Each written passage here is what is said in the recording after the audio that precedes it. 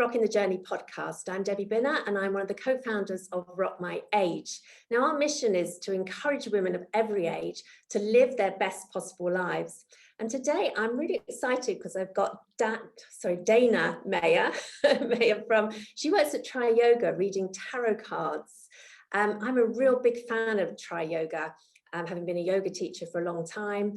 And I was so intrigued to see Dana's name pop up to offer this service. So I want to find out much more about what tarot cards can offer for women like me, women like you, and women looking to live their best possible life. So welcome, Dana. Thank you. Great to meet you. You too. So you're talking to me, who's a complete, as I was saying to you just before, I do remember having my tarot cards read once when I was about 20, but never since. And I think it's kind of a combination of a little bit of fear of tarot cards generally, and what they actually are and what they mean, and also a little bit out there, kind of maybe a bit too much. So talk me through. Tell me first of all, how did you get interested in them? Oh, well, I've been interested in tarot since I was a teenager. I used to have my aunt's friend used to read actually playing cards, not tarot cards.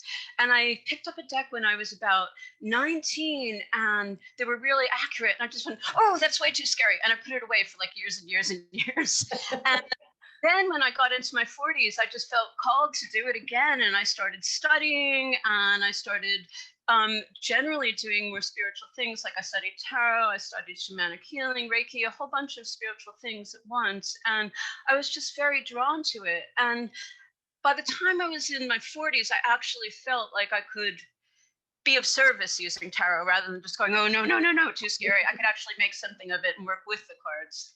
So tell me, you say you studied tarot cards. What is that? Do you go to college? Or how do you do that? Well, I had a few teachers. I had some psychic teachers.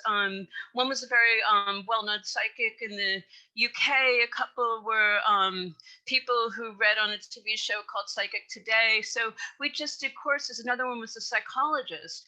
And I also have a background in psychology. So that was like a really good fit for me because it was a real psychological view of the tarot cards. So it took it out of the realm of just being something woo and gave it more grounding. But I mean, that was originally Carl Jung used to use tarot cards and all the archetypes, yes, that came out of that in his practice. So, I mean, there's a really strong association for a long time between psychology and the cards.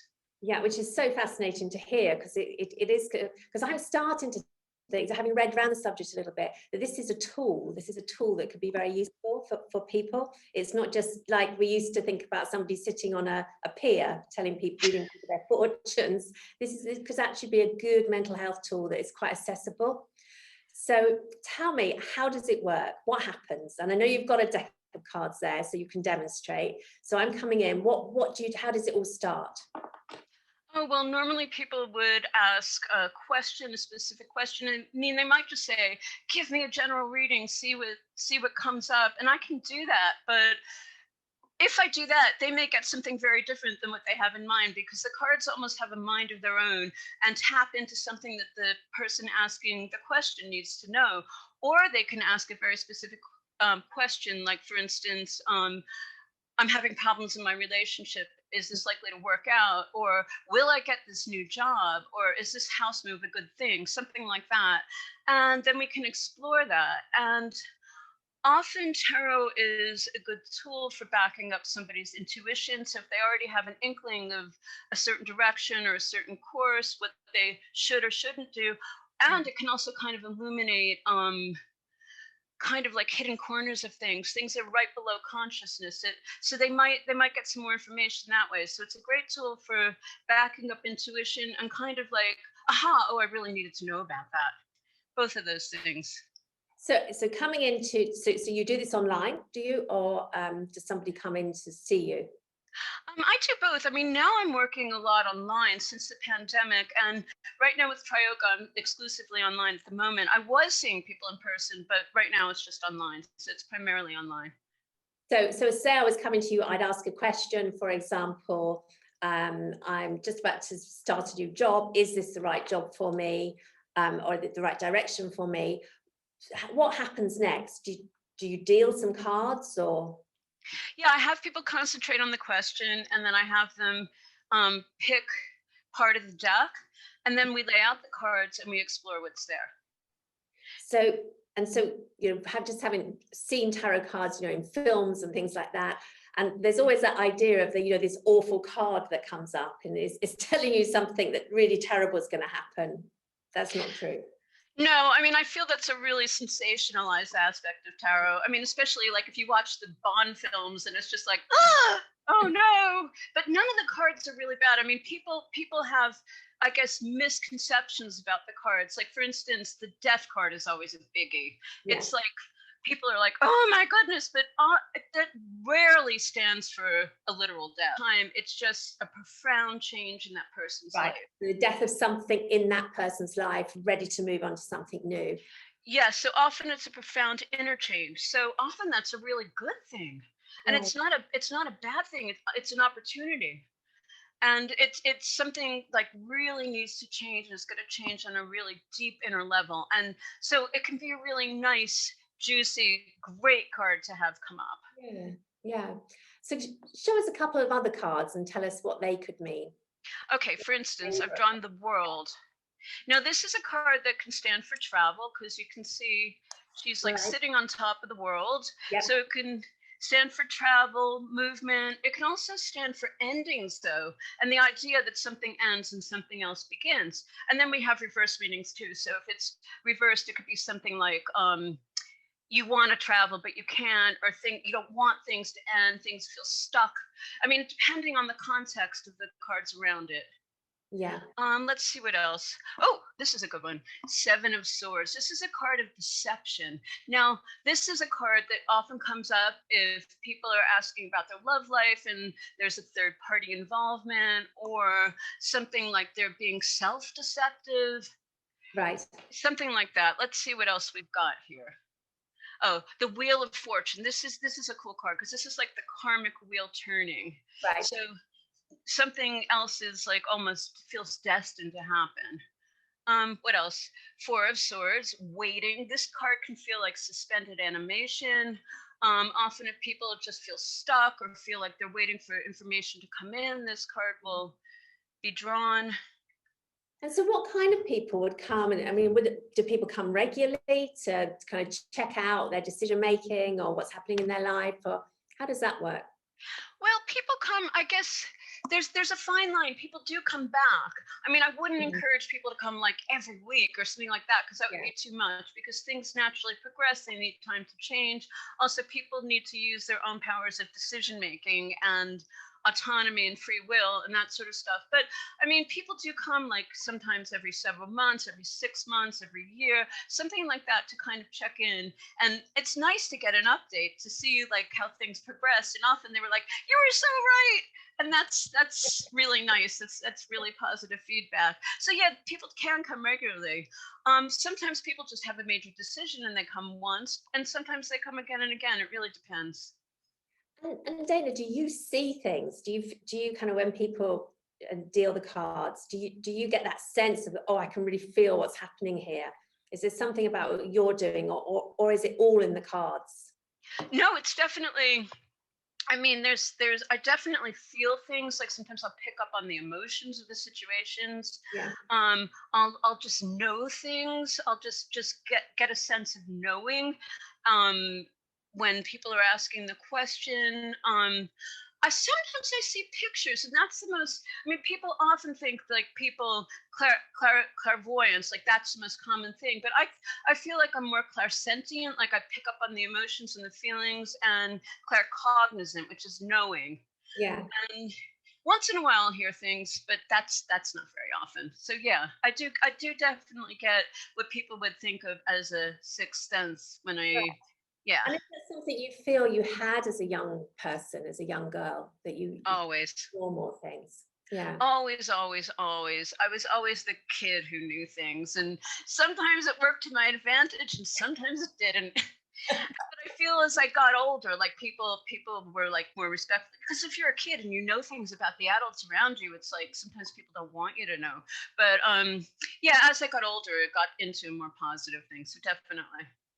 Now, you're also a shaman, is that right? I would say I'm a shamanic healer, a shamanic Right. practitioner, because to say somebody's a shaman, normally it means that they're chosen through an ancestral line, that sort of stuff. But to be a shamanic practitioner, you actually use some of the practices in shamanism, but you're not necessarily, I mean, I wouldn't consider myself a shaman. I was more a practitioner. Yeah. So So how would you use those? So just so somebody, again, not knowing anything about this at all, how would you explain this to how does it help people in situations? okay, again, I feel that there's some kind of I mean, it's definitely a spiritual practice, and Hmm. there's definitely can be an alignment with psychology. Like, for instance, somebody would come and say, I'm feeling lost, I'm feeling out of sorts, I'm feeling like something is missing. So, what I might do in that case, I mean, I would always ask my guides, but one thing that they might say to do is do something which is called, let's say, for instance, a soul retrieval. So, I Hmm. would go into an altered state, working with that person, making a connection with that person, in a protected space, and actually journey in an altered state to find like the piece of themselves. And often I get pictures there in that kind of state, and I often see them at a certain age doing a certain thing, wearing a certain thing, and ask that person, that soul part, if they, which is a part of them, if they would like to return. And a lot of times they're stuck in some kind of like hinterland where they need to come back. Once in a while, they're not ready. But if so, I bring them back with the help of my power animals and my guides, and I connect them with that person. And that way, that person feels like they get an energetic part, and actually a literal part that they lost, back with themselves, and they can continue to work with that part afterwards. And in psychology, you might view it as a part being split off through trauma Yeah, or illness, something yeah. like this. And the shamanic view is it's more spiritual, but it's Hmm. it's to me it's very, very similar. Or I might work with them to energetically help them, like, take their energy back from an ex-partner that they feel that they can't let go, something like Yeah. this. Yeah. So all these tools, because just with the lockdown, you just hear so much about this explosion of mental health issues, and not everybody has the kind of time, belief, or energy to go and have lots and lots of therapy around this kind of thing. So you can see how these tools could be really kind of simple, I think, kind of simple, kind of useful tools for people to use. Yes, I feel that's very true. And I also just want to clarify that. And I feel like they almost like dovetail together. I don't feel like one is the substitute for the other. Sure. Like, sometimes people really, really do need to explore in therapy, but this is actually like they fit together really nicely as like complementary practices, I would say. Yeah. That's Sometimes it's all that somebody would need. Sometimes they need, I it. always think of it like a prism. They can use different tools, and each one gives a different perspective, and each one has its place. Yeah, I guess just a lot what we've done on Rock My Age is about this, accessibility of therapy, and all these different things that can just be helpful for people at a time of it's really, really challenging for. I mean, we hear it all the time of how people are struggling. So Yes. yeah, it's that accessibility, isn't it? That's great. So just one thing, when you meet somebody like me for the first time, we've not met before, and without revealing too much and me kind of keeping our boundaries, do you pick up anything? Is there anything you pick up about my future or is that too difficult and simplistic a question? Would you like me to read your cards? Yeah, why not? Can we do it quick? Can we do it kind of briefly? Yeah, sure. So let's see. I'll just do a very simple spread. I'll do a past, present, future spread for you. So I'm Fantastic. shuffling the cards now, and please tell me when you'd like me to stop. Okay, stop now.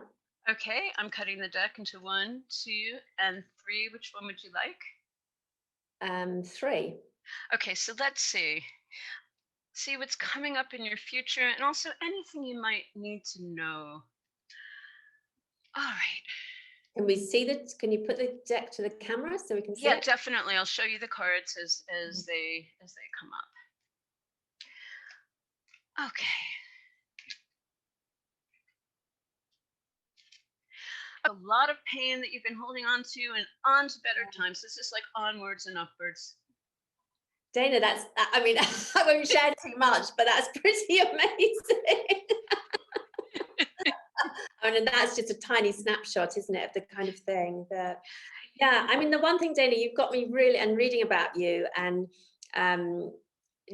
you've got me really interested in this, and I would never have been somebody who'd want to have done tarot cards before, but just understanding how these are just tools for guiding us and helping us has been fantastic. So thank you so much.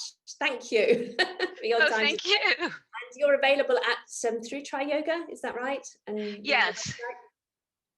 Through Triyoga. Through Triyoga, and I also have a shop on Etsy, the Queen of Pentacles, www.etsy.com/shop/UK, the Queen of Pentacles.